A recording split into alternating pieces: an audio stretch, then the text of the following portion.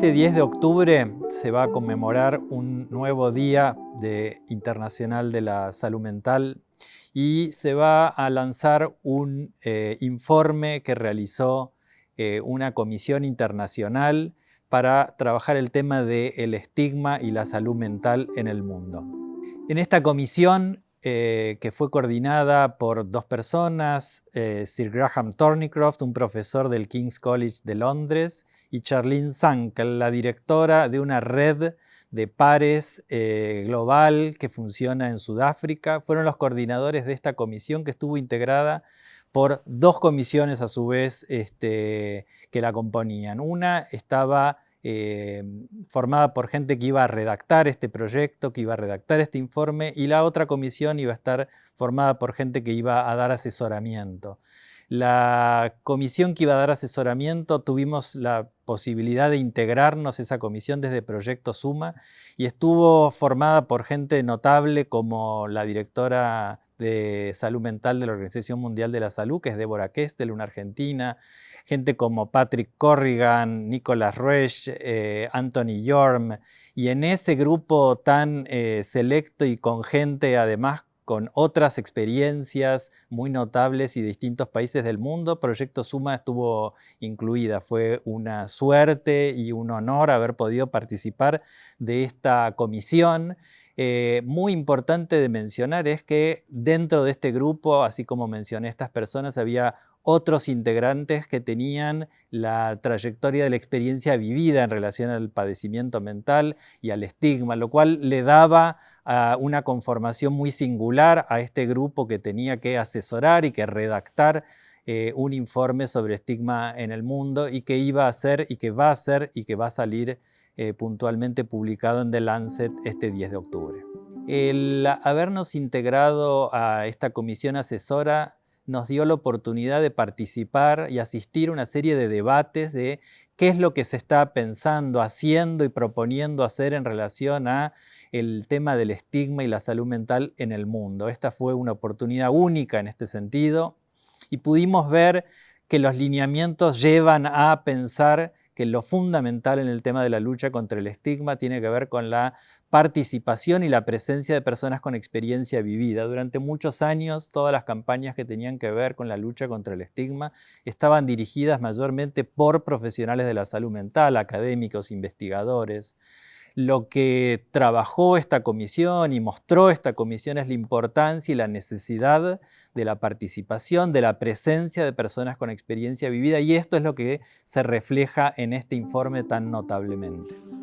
Lo primero, yo diría, es que la lucha contra el estigma no es algo que simplemente podemos hacer o deberíamos hacer, sino que nos tenemos que proponer erradicar el estigma. Cuando empecé a participar en la comisión, a mí me sorprendió una posición tan fuerte en relación a pensar que el estigma era posible de ser erradicado. Tal vez el pesimismo propio de la Argentina me hacía pensar que esto era más difícil de lograr. Lo cierto es que la comisión se proponía realizar un informe que verdaderamente pueda eliminar el estigma asociado a la salud mental. Lo segundo es entender que el problema del estigma es un problema global y tiene que ser enfrentado globalmente, pero entender que no son cuestiones meramente locales, no es algo que nos pasa en Argentina, no es algo que pasa en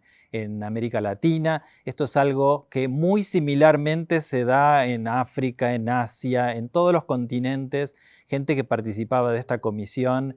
mencionaba y relataba situaciones que tenían similitudes y que nos hacen pensar que el fenómeno del estigma tiene que ser pensado globalmente, abordado y erradicado globalmente. Estuvo inspirado y conformado por organismos internacionales y globales. La Organización Mundial de la Salud tuvo su participación, como yo decía, en esta comisión, y lo mismo otras instancias como United for Global Mental Health, grupos de pares que funcionan en distintos países, en el África. La revista misma en donde va a salir publicado, The Lancet, tienen alcances globales y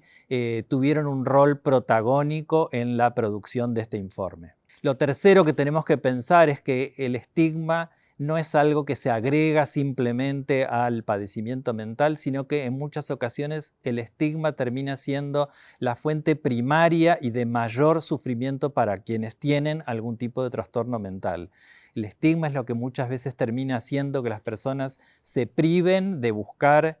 ayuda médica, ayuda para su salud global, ayuda para su salud en términos de su salud mental, ayuda especializada, o que puedan compartir con amigos, con compañeros, con vecinos las cosas que le pasan, y ya sabemos que esa posibilidad de compartir con otros sería de enorme ayuda para su salud mental. Sin embargo, la discriminación, el estigma, la anticipación de que esto va a suceder o la internalización de que esto puede suceder hace que muchas veces las personas no busquen las ayudas que necesitarían.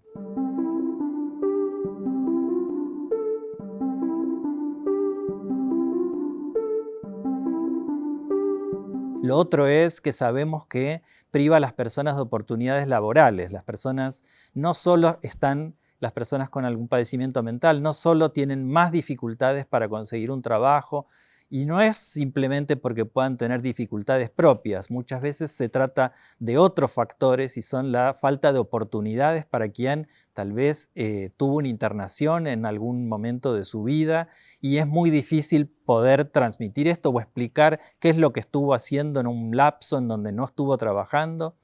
Y las instituciones, los trabajos, las oportunidades laborales muchas veces no permiten o no dan margen de ningún modo para este tipo de situaciones. En los empleos se hace necesario que haya programas que contemplen las necesidades que puedan tener algunas personas en algunos momentos de su vida. Y así, a su vez, lo otro que sucede es que muchas veces las personas no buscan trabajo pensando que no van a tener oportunidades por las cuestiones de su salud mental. Y esto los vuelve personas que pasan a no ser desocupadas, sino que pasan a ser personas llamadas inactivas, en el sentido de que no tengo trabajo, no busco trabajo y no cuento como alguien desocupado. Entonces, el porcentaje de desocupación entre personas con padecimiento mental suele ser muy elevado, pero la inactividad también suele ser algo muy elevado. Las sugerencias que propone este informe se dividen en distintos registros. Unos tienen que ver con aspectos gubernamentales, lo que tienen que hacer los estados para ayudar a la erradicación del estigma. Otra tiene que ver con lo que pueden hacer los empleadores o lo que pueden hacer los trabajadores de salud o lo que se puede hacer en los colegios, en las escuelas. Y cada una de estas instancias, así como también a nivel del periodismo o de las redes sociales y las maneras de comunicar sobre temas de salud mental, son muy precisamente descritas en este informe acerca de cuáles serían los pasos y las necesidades que se tendrían que dar. En el caso de los empleadores y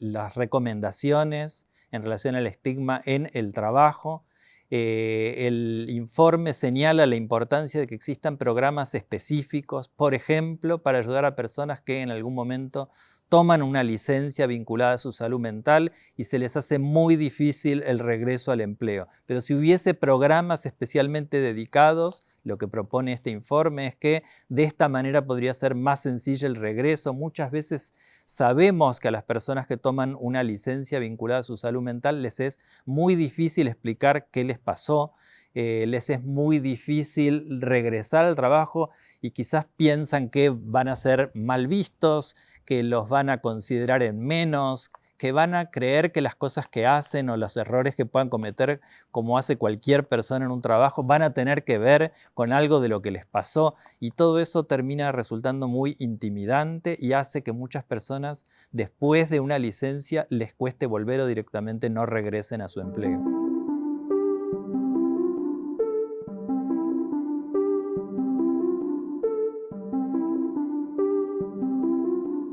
Otra de las recomendaciones, por ejemplo, para el periodismo, si bien existen guías de comunicación responsable en temas de salud mental que son muy precisos y son muy claros, no siempre se siguen. Diría que al contrario, si uno mira cómo se reproducen en las redes sociales o en muchos artículos periodísticos los temas de salud mental, lo que se observa es que se habla de las personas con algún padecimiento mental como si fuesen cuestiones del ser. Y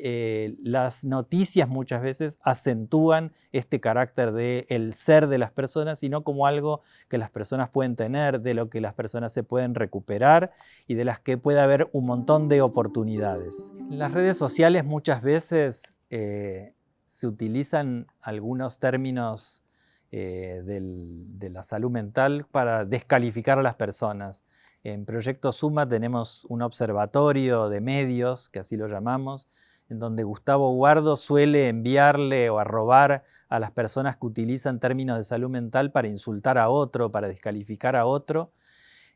avisándoles o advirtiéndoles a manera, yo diría, como estilo, sería un estilo de protesta, que hay algunas cosas que no corresponden hacerse y no corresponde utilizar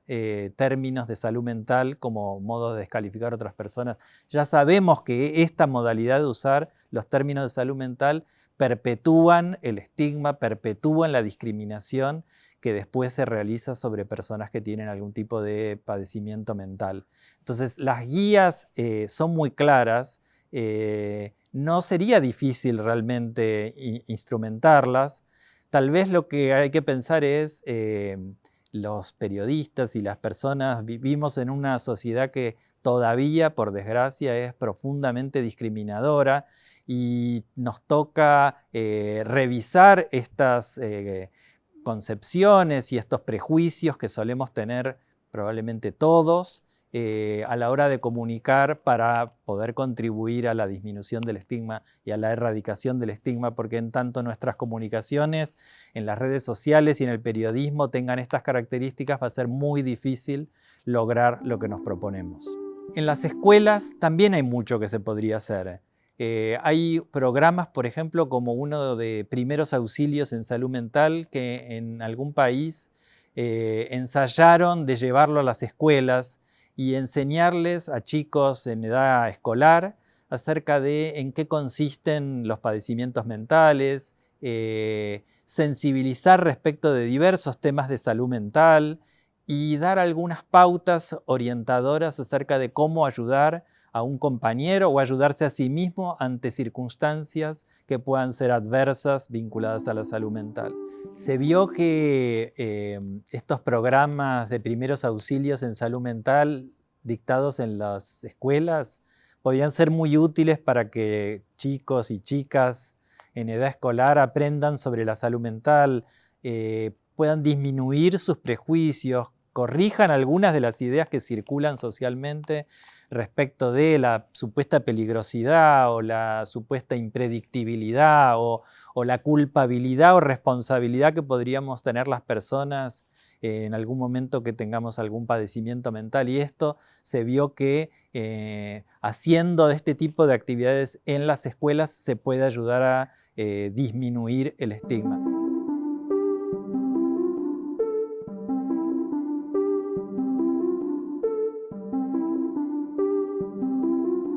La lucha para erradicar el estigma es global y conjunta, no es una sola medida que se tenga que tomar y que tenga que hacer alguien. La salud mental y el estigma no es un problema de algunos, de unos que discriminan a otros, sino un problema francamente de todos. Y si no es entre todos, difícilmente lo vamos a poder erradicar. Y fundamentalmente tendremos que escuchar a quienes tienen más experiencia con esto. Y son personas muchas veces que han vivido la discriminación en primera persona y aprender de su experiencia y aprender de lo que se necesita para que esto no vuelva a suceder nos es fundamental a todos.